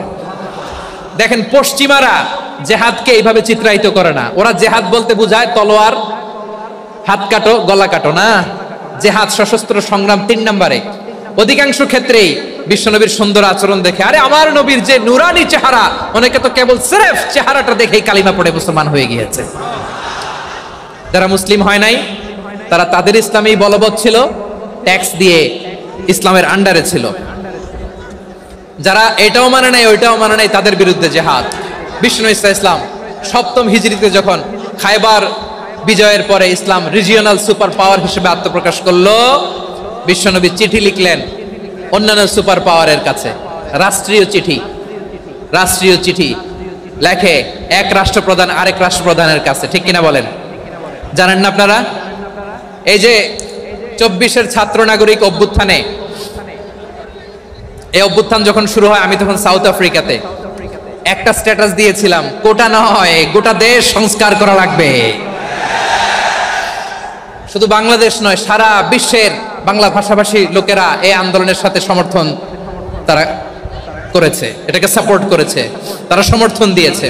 আমাদের ইউনাইটেড আরব আমিরাতের বাংলাদেশি ভাইয়েরা, তারা সেখানে রাস্তায় নেমে এসেছিল, জানেন?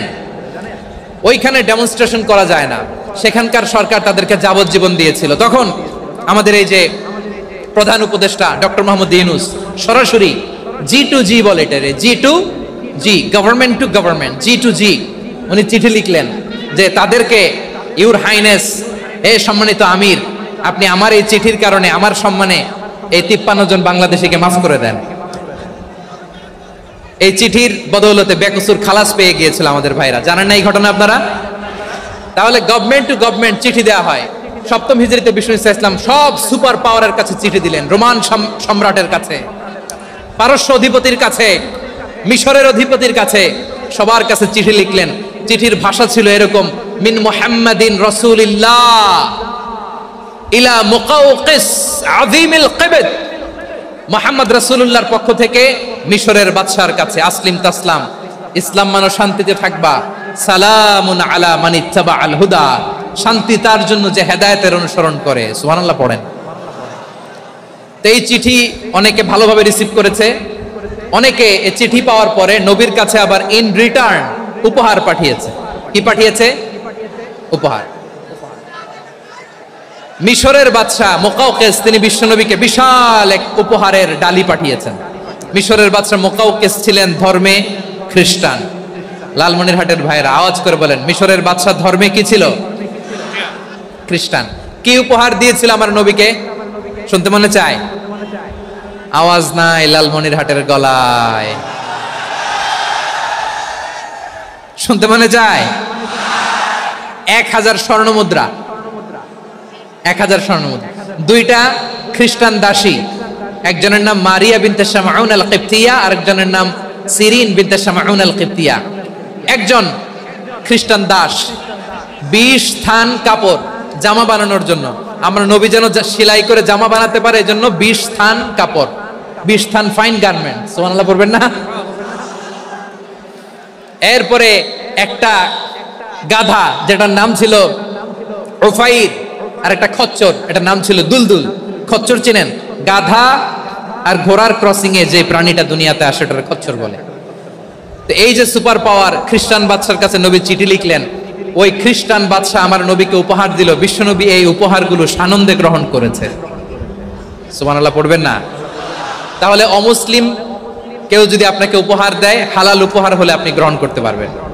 অনুরূপভাবে পারস্যের বাদশা, রোম সম্রাট বিশ্বনবীকে উপহার পাঠিয়েছেন, আমার নবী সবগুলো উপহার গিফট গ্রহণ করেছেন। সুবহানাল্লাহ বলেন। তাহলে প্রিয় লালমনিরহাট আওয়াজ করে বলুন, ইসলাম কি ন্যারো মাইন্ডেড রিলিজিয়ন না ব্রড মাইন্ডেড? আম্মাজান আয়েশার কাছে মাসালা জানতে চায় মেয়েরা, হে আম্মাজান, অগ্নি উপাসকেরা তাদের ঈদের দিন নওরোজের সময় আমাদেরকে পাখি দেয়, নেওয়া যাবে? উনি বললেন, ওরা জবাই করে দিলে নেওয়া যাবে না, কিন্তু ওরা যদি ফলমূল এরকম খাবার দেয় এগুলো নেওয়া যাবে। তার মানে অমুসলিমদের দেয়া উপহার এটা গ্রহণ করা যায়। সুবহানাল্লাহ বলেন। শুধু তাই নয়, বিষ্ণু ঈসা ইসলাম অমুসলিমদের সাথে আর্থিক লেনদেনও করেছেন, ফিনান্সিয়াল ডিলিং করেছেন। অমুসলিমদের সাথে প্রয়োজনে আপনি ফিনান্সিয়াল ডিলিং করতে পারবেন। আমরা প্রায় দেখি বাজারের মিষ্টির দোকানগুলো আমার হিন্দু ভাইদের। লালমনিরহাটে মিষ্টির দোকান, দইয়ের দোকান কারা চালায়? হিন্দুরা চালায় না? তারপরে যে বারবার শপ, চুল কাটে যে নাপিত, অধিকাংশ নাপিতের দোকানে কারা? আমার হিন্দু ভাইরা। তা আপনি চুল কাটতে পারবেন কিনা? পারবেন কিনা বলেন? পারবেন। তার দোকান থেকে দই মিষ্টি কিনতে পারবেন কিনা? হ্যাঁ, আমার মুসলিম ভাইয়ের দোকান থাকলে ওইটার আমি বেশি প্রায়োরিটি দিব, ঠিক কিনা? কিন্তু যদি তাদের সার্ভিস নিতে চান, প্রোডাক্ট নিতে চান, পারবেন। তার দলিল সহিহ বুখারী, আম্মা জান আয়েশা রাদিয়াল্লাহু তাআলা আনহা বলেন, ইশতারা রাসূলুল্লাহ সাল্লাল্লাহু আলাইহি ওয়াসাল্লাম মিন ইয়াহুদিয়িন তুআমান ওয়া রাহানাহু দিরআহু মিন হাদিদ।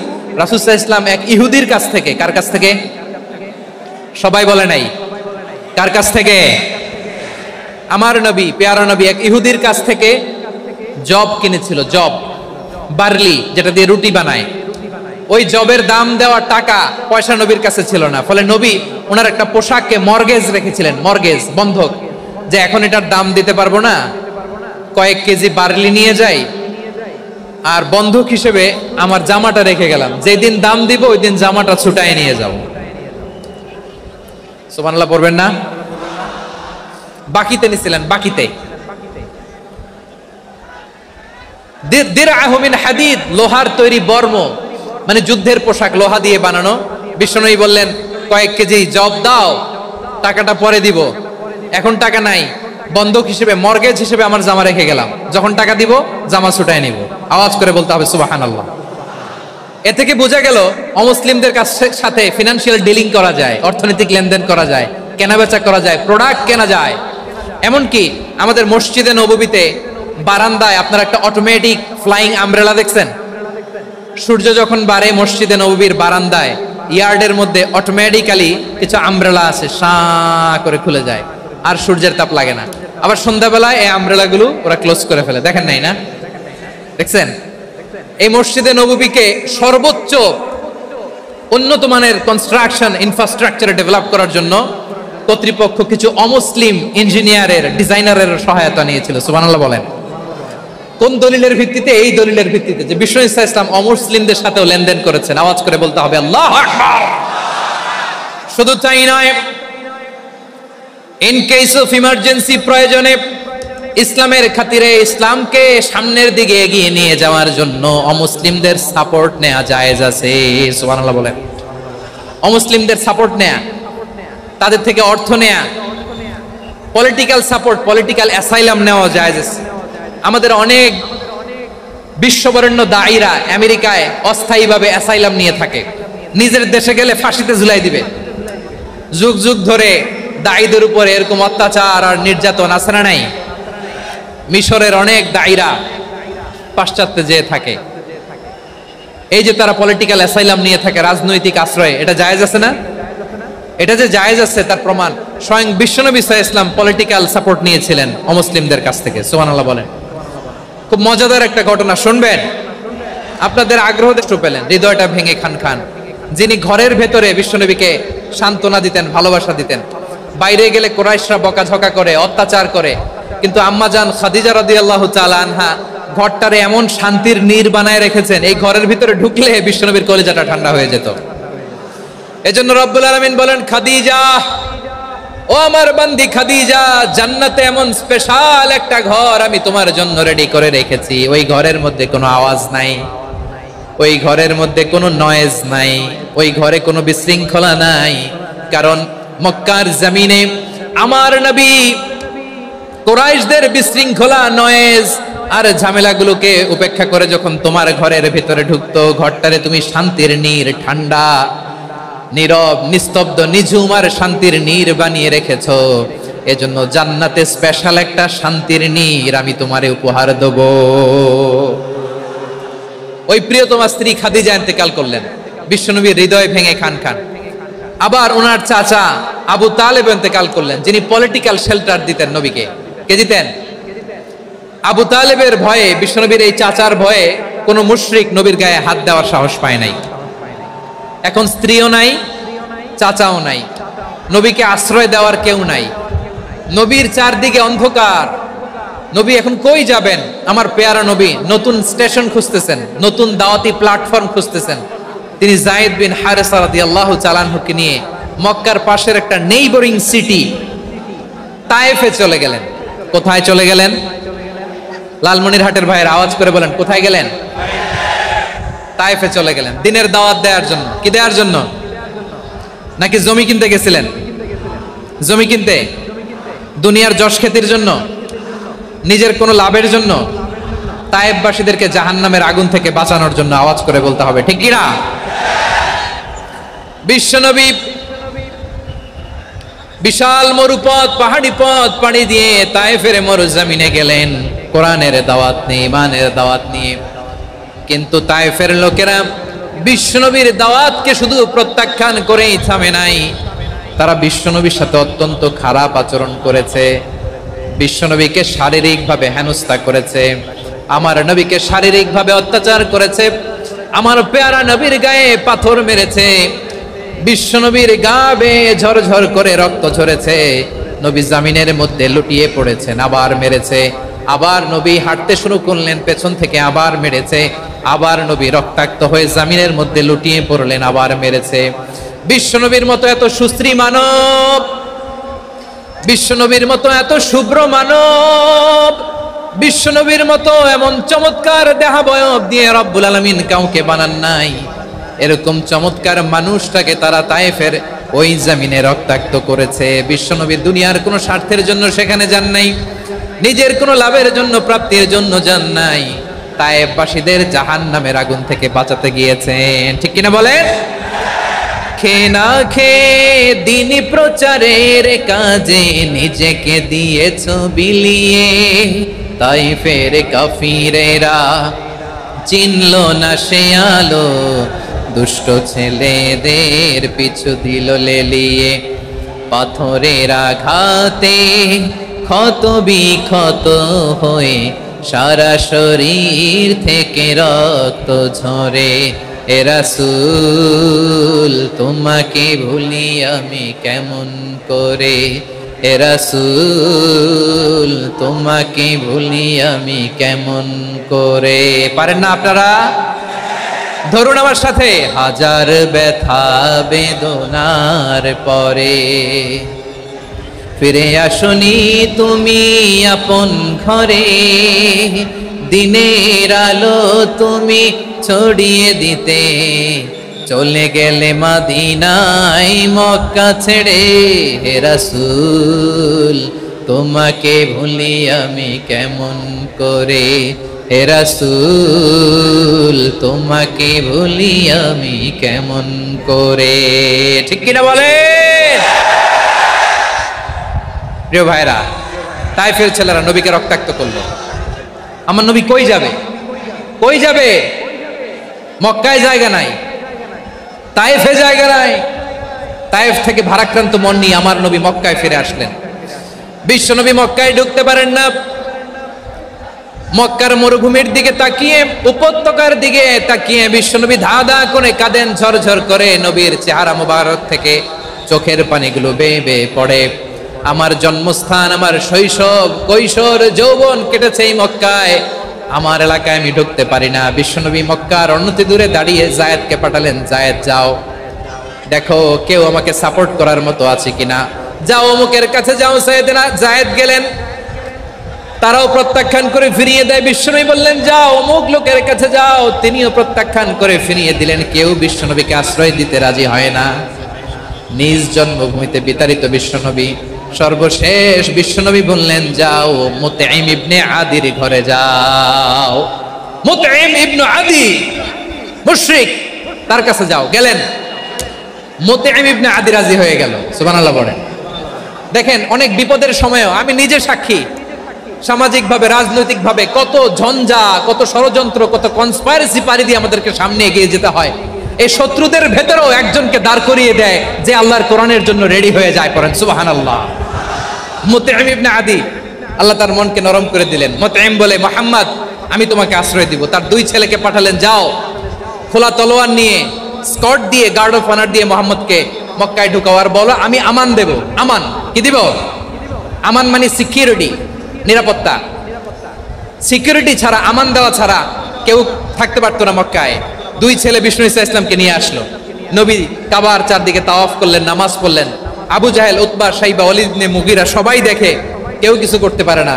কারণ মুতঈম ইবনে আদি ঘোষণা দিয়েছেন আমি মুহাম্মদকে আমান দিয়েছি, মুহাম্মদের গায়ে যেন কেউ স্পর্শ না করে। আওয়াজ করে পড়েন সুবহানাল্লাহ। নবীর এই বিপদকালে মুহূর্তে মুতঈমের হৃদয়টারে নরম করে দিল কে? আচ্ছা লালমনিরহাটের ভাইয়েরা বলেন, এই মুতঈম কি মুসলিম ছিল না মুশরিক? সবাই বলতে হবে মুসলিম না মুশরিক? তাহলে মুশরিকের কাছ থেকে নবী পলিটিক্যাল অ্যাসাইলাম, আধুনিক রাষ্ট্রবিজ্ঞানের ভাষায় পলিটিক্যাল অ্যাসাইলাম যেটাকে বলে রাজনৈতিক আশ্রয়, উনার আমান বা নিরাপত্তার এই ঘোষণায় তিনি মক্কায় ঢুকলেন। যতদিন নিরাপত্তা ছিল ছিলেন। মুতঈম যখন মারা গেল বিষ্ণু ঈসা ইসলাম হিজরত করে মদিনায় চলে গেলেন। সুবহানাল্লাহ। কিন্তু মুতঈম যে বিশ্বনবীর উপকার করছে এটা বিশ্বনবী ভুলে নাই। আমাদের অনেকে আছে উপকার করার পরে আর খেয়াল থাকে না, খাওয়ার পরে গলা দিয়ে নামলে আর খেয়াল থাকে না। এরকম আছে না নাই? আমার নবী ভুলে নাই। বদরের প্রান্তরে 70 জন কাফেরকে যখন বন্দী করে বিশ্বনবীর সামনে হাঁটু গেড়ে দাঁড় করানো হলো, বসানো হলো। 70 জন কাফের। কয়জন? বিশ্বনবী তাদের দিকে তাকিয়ে বললেন, সহিহ বুখারীর বর্ণনা, লাউ কানাল মুতঈম ইবনে আদি হাইয়ান সুম্মা কাল্লামানি হাউলাঈ নাতনা লা তারাকতুহুম লাহু।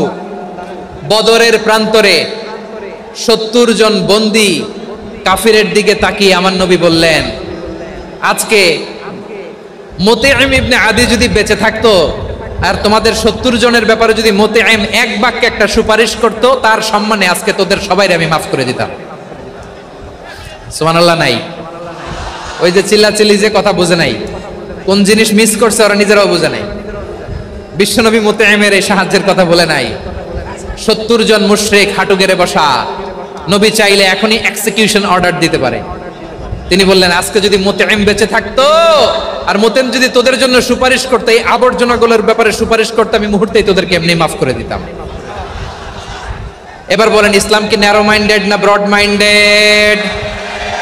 শুধু তাই নয়, যাকে যে সম্মান দেয়ার আমার নবী দিতেন, হোক আস্তিক হোক নাস্তিক, হোক মুসলিম হোক অমুসলিম। বিষ্ণু ইসলাম যখন রোমান সম্রাটের কাছে চিঠি লিখেছেন, আমার প্রিয় লালমনিরহাটের ভাইরা, অল্প কয়েক মিনিট কয়েকটা জরুরি কথা বলবো, এদিকে তাকান, এদিকে তাকান। রোমান সম্রাটের কাছে বিশ্বনবী যখন চিঠি লিখলেন মিন মুহাম্মদ রাসূলিল্লাহ ইলা হিরাকলা আযীমির রোম, মুহাম্মদের পক্ষ থেকে হিরাক্লিয়াসের কাছে, যিনি হচ্ছেন আযীমির রোম। এটা নবী নিজ থেকে বানায় লিখছেন, অতিরিক্ত সম্মান দিয়ে। কোন রাষ্ট্রপ্রধান যখন আসে তাদেরকে আমরা কি বলি জানেন? তার নামের শেষে HE এটা লিখতে হয়, H.E. মানে হিজ এক্সেলেন্সি। কি লেখে? হিজ এক্সেলেন্টি, অথবা ইউর হাইনেস, ইউর ম্যাজেস্টি।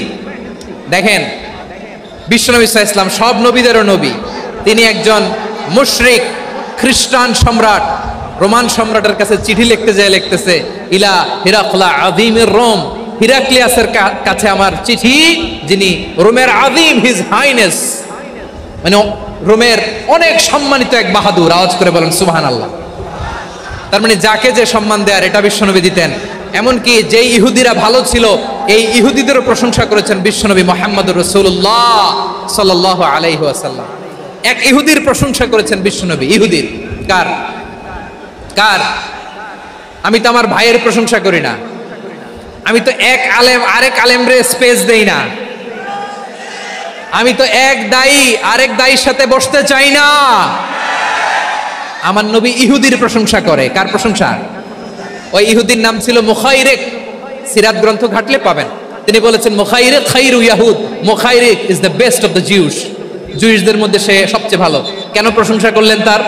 এর কারণ মদিনা চার্টারে কথা ছিল সব ধর্মের মুসলিম, মুশরিক, ইহুদিরা মিলে মদিনাকে রক্ষা করবে। কিন্তু তৃতীয় হিজরিতে যখন উহুদের যুদ্ধ শুরু হলো, সবার কথা ছিল যেই আক্রমণ করে আমরা মদিনাকে বাঁচাবো। কোন শহরকে বাঁচাবো? মদিনাকে। কিন্তু কুরাইশরা যখন অ্যাটাক করলো, ইহুদিরা আর আসে না, ইহুদিরা আর বেরোয় না।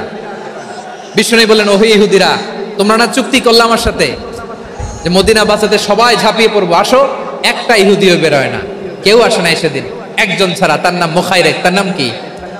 মুখাইরেক বাহাদুরের মতো ঘোড়সাওয়ার হয়ে বেরিয়ে গেলেন এবং বললেন, গোটা ইহুদি সাম্রাজ্যের একজনও যদি না আসে, আমি মুখাইরেককে কেউ ঘরে আটকে রাখতে পারবে না। বেরিয়ে আসলেন, এসে বললেন, আমি মুহাম্মদের পক্ষে যুদ্ধ করব। আমি মারা গেলে আমার সম্পদ আমার উত্তরাধিকারীরা পাবে না, আমার সম্পদ তোমরা মুহাম্মদকে দিয়ে দিবা। সুবহানাল্লাহ বলেন। উহুদের ময়দানে 70 জন মুসলমান শহীদ হলো। এই ইহুদি, সেও মুসলমানের পক্ষে যুদ্ধ করে নিহত হলো। সুবহানাল্লাহ বলেন। মুসলিমদের লাশ যখন নিয়ে আসা হলো, এই মুখাইরিকের লাশও নিয়ে আসা হলো। মুসলিমদের লাশের পাশে মুখাইরিকের লাশ দেখে বিশ্বনবী মুখাইরিকের প্রতি অনেক খুশি হলেন। আর বিশ্বনবী খুশি হয়ে বললেন, মুখাইরিক খায়রু ইয়াহুদ, মুখাইরিক, যদিও তুমি ইহুদি, তারপরে তুমি সব ইহুদিদের মধ্যে সেরা ইহুদি। পড়েন সুবহানাল্লাহ। আমার নবী ইহুদিকেও সম্মান দিতে কার্পণ্য করে নাই। আওয়াজ করে বলেন আল্লাহু আকবার। প্রিয় ভাইরা, এবার সর্বশেষ আওয়াজ করে বলেন, ইসলাম কি ন্যারো মাইন্ডেড নাকি ব্রড মাইন্ডেড? সবাই বলেন, ন্যারো মাইন্ডেড না ব্রড মাইন্ডেড? এজন্য অমুসলিম হইলেই তারা আমাদের শত্রু নয়। শত্রু কারা? এই লালমনিরহাটের ভাইয়েরা শোনেন, শত্রু কারা? যে সমস্ত অমুসলিম আমাদেরকে নিশ্চিহ্ন করে দিতে চায়, যে সমস্ত অমুসলিম আমাদের ভূখণ্ড থেকে আমাদেরকে তাড়িয়ে দিতে চায়, যে সমস্ত অমুসলিম আমার ধর্ম নিয়ে তুচ্ছতাচ্ছিল্য করে চিল্লায় বলেন ঠিক কিনা, তারা আমাদের শত্রু।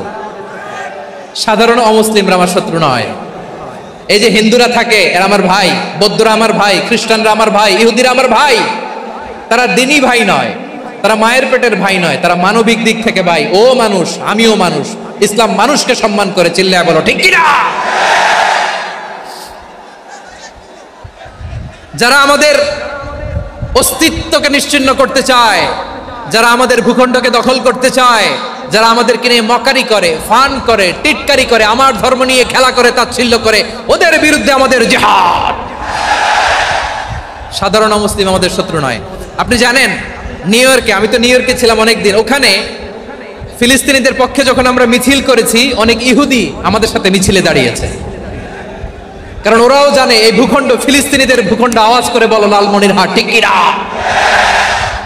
ইসরায়েলের রাজধানী খোদ তেল আবিবে অনেক ইহুদিরা বেঞ্জামিন নেতানিয়াহু তার বিরুদ্ধে মিছিল করেছে। তো তারা কি আমাদের শত্রু? না। অনেক খ্রিস্টান আমাদের সাথে আমাদের স্বার্থ রক্ষায় আমাদের পাশে দাঁড়িয়েছে। খেয়াল রাখবেন, হিন্দু আর হিন্দুত্ববাদ এক নয়, ইহুদি ধর্ম আর জায়নিজম এক নয়। জায়নিজমের বিরুদ্ধে আমাদের সংগ্রাম, আমাদের জেহাদ, চিল্লায় বলেন ঠিক কিনা।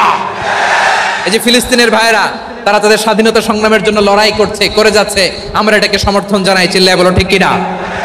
কাশ্মীরের ভাইরা স্বাধীনতার জন্য সংগ্রাম করছে, আমরা সেই সংগ্রামকে সমর্থন জানাই, আওয়াজ করে বলো ঠিক কিনা। যারাই আমাদের ইসলামকে নিশ্চিহ্ন করতে চায় তাদের বিরুদ্ধে আমাদের সংগ্রাম, আওয়াজ করে বলতে হবে ঠিক কিনা।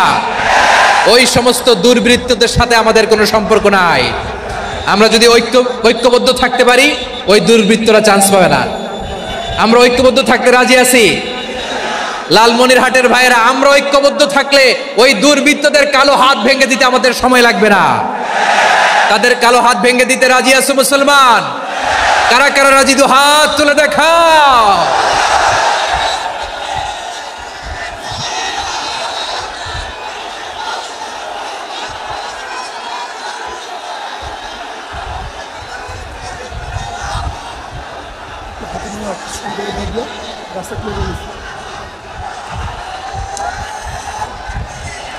আমার প্রাণ প্রিয় লালমনিরহাটের ভাইয়েরা, শত্রু কাফের আর অশত্রু কাফেরের মধ্যে পার্থক্য আছে না নাই? আবু তালেবও মুশরিক, আবু জাহেলও মুশরিক, কিন্তু দুই মুশরিকে পার্থক্য আছে না নাই? আবু তালেব নবীর চাচা, মুশরিক, মারা গিয়েছে মুশরিক অবস্থায়, কিন্তু আজীবন আমার নবীকে আগলে রেখেছে, আমার নবীকে সাপোর্ট করেছে, ভালোবেসেছে। আবু জাহেলও মুশরিক, মারা গিয়েছেও মুশরিক হিসেবে, আজীবন আমার নবীর বিরুদ্ধাচরণ করেছে। আবু জাহেলের শক্তি, সামর্থ্য, স্ট্র্যাটেজি, প্ল্যান সব আমার নবীর বিরুদ্ধে ছিল। আবু জাহেলের কারণে একটা দিন শান্তিতে আমার নবী মক্কায় ঘুমাতে পারে নাই, চিল্লায় বলেন ঠিক কিনা। এজন্য রব্বুল আলামিন বলেন, লা ইয়ানহাকুমুল্লাহু আনিল্লাযীনা লাম ইউকাতিলুকুম ফিদ-দীনি ওয়া লাম ইখরিজুকুম মিন দিয়ারিকুম আন তাবাররুহুম ওয়া তুকসিতু ইলাইহিম ইন্নাল্লাহা ইউহিব্বুল মুকসিতিন।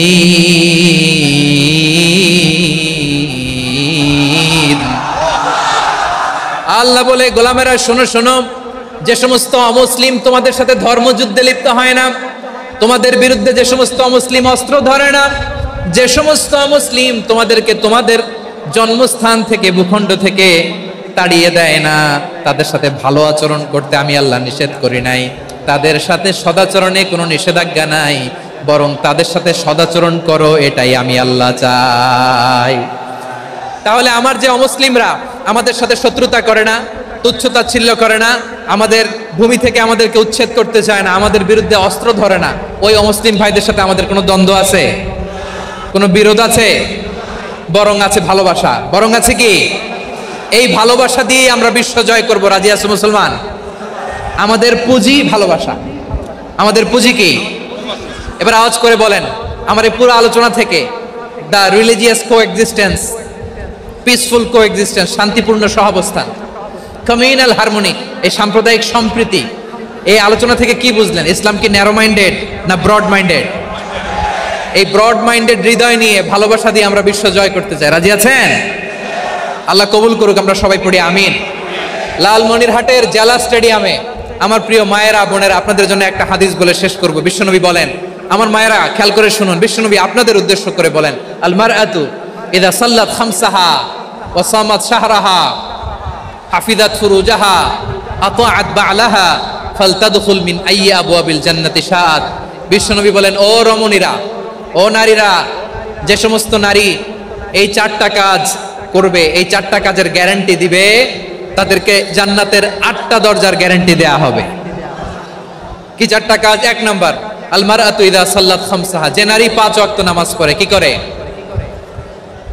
জেলা স্টেডিয়ামে অবস্থানরত আমার নারীরা বোনেরা, বিশ্বনবী আপনাদেরকে 4টা কাজের কথা বলেছেন, খুব বেশি না। 4টা করলে 8 জান্নাতের দরজা সব খোলা। কোনটা দিয়ে যাবেন? যেটা দিয়ে মনে চায়। 1 নাম্বার 5 ওয়াক্ত নামাজ। আমার বোনেরা জোহরের নামাজ পড়তে পড়তে এটা আসরে নিয়ে যায়, আসর পড়তে পড়তে এটা মাগরিবে নিয়ে যায়, এরকম আসরা নাই? লালমনিরহাটে হয়তো নাই। আমার বোনেরা এটা করবেন না। ইন্নাস সালাতা কানাত আলাল মুমিনিনা কিতাবাম মাওকুতা, সময় মতো পড়বেন। সামাত শাহরা, রমাদানের রোজাগুলো রাখবেন। হাফিজাত ফুরুজাহা, যে নারী তার চরিত্রকে হেফাজত করে, তার প্রাইভেট হেফাজত করে, তার লজ্জাস্থান হেফাজত করে। ও মায়েরা, আপনার এই গর্ভ যে কত দামি আপনি জানেন না। আপনার এই গর্ভ থেকে জন্মাবে আগামীর সালাহুদ্দিন আল আইয়ুবী। আপনার গর্ভ থেকেই জন্মাবে ইমাম আল মাহদি আল মুনতাজার। আপনার পেট থেকে জন্মাবে আবু সাইদের মতো বীর সৈনিক। আপনার পেট থেকে জন্মাবে মুগ্ধের মতো বীর মুজাহিদ। আপনি জানেন না কে আসবে আপনার পেট থেকে। সময়টাকে কাজে লাগান, ইসলামকে বুঝেন, মানেন, আমাদের ইসলামিক লেকচারগুলো শোনেন। আমরা যে বার্তাগুলো, ইনস্ট্রাকশনগুলো, দিক নির্দেশনাগুলো আপনাদের খেদমতে রাখি, এগুলো মেনে চলুন। আপনিই পারেন আপনার ঘরটাকে জান্নাতের টুকরা বানাতে। একটা family, it's a very big institution and you are the MD, the managing director of this institution. চিল্লায় বলেন ঠিক কিনা? চাইলেই পারেন ঘরটারে জান্নাতের টুকরা বানাতে। 5 ওয়াক্ত সালাত, রমাদানের রোজা, নিজের চরিত্রের হেফাজত, ও আতাআত বা'লাহা, স্বামীর আনুগত্য। এটাতে অনেকে ভুল করে থাকে। হায় রে আমার বোনেরা, স্বামীর আনুগত্যকে এটা নিজের অপমান মনে করবেন না। আপনার স্বামী আপনার সবচেয়ে বড় গার্ডিয়ান, তিনি আপনার সবচেয়ে ভালো চায়। নারী কখনো গার্ডিয়ানশিপের বাইরে থাকতে পারে না। হয় আপনি বাবার গার্ডিয়ানশিপের ভেতরে, বাপ না থাকলে ভাই আপনার গার্ডিয়ান, ভাই না থাকলে চাচা গার্ডিয়ান, বিয়ের পরে আপনার স্বামী আপনার গার্ডিয়ান। শরিয়া সম্মত স্বামীর আদেশগুলো আপনি মেনে চলবেন, কিন্তু শরিয়া বিরুদ্ধ কোনো আদেশ মানতে আপনি বাধ্য নয়। আওয়াজ করে বলুন সবাই ঠিক কিনা? এই 4টা কাজ যদি কোনো নারী করে, বিষ্ণুই বলেন জান্নাতের 8টা দরজা খোলা। তোমার যেটা দিয়ে মনে চায় সেটা দিয়ে জান্নাতে তুমি এন্ট্রি নিতে পারবা। আমরা এখানে লালমনিরহাটের সোহরাওয়ার্দী ময়দানে আজকে যেমন একত্রিত হতে পারলাম, আল্লাহর জান্নাতেও যেন একত্রিত হতে পারে। আল্লাহ তুমি তৌফিক দান করো।